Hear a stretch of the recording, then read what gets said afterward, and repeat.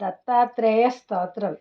जटाधरं पाण्डुरङ्गं शूलहस्तं कृपानिधिं सर्वरोगहरं देवं दत्तात्रेयमहं भजे।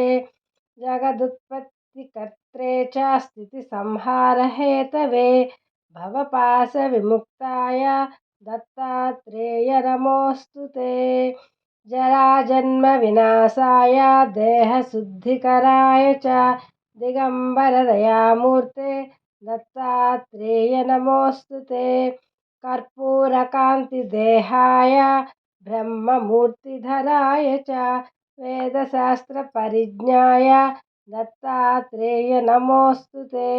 आदौ ब्रह्मा हरिर्मध्येऽप्यन्ते देवः सदाशिवः मूर्तित्रयस्वरूपाय दत्तात्रेय नमोऽस्तु ते।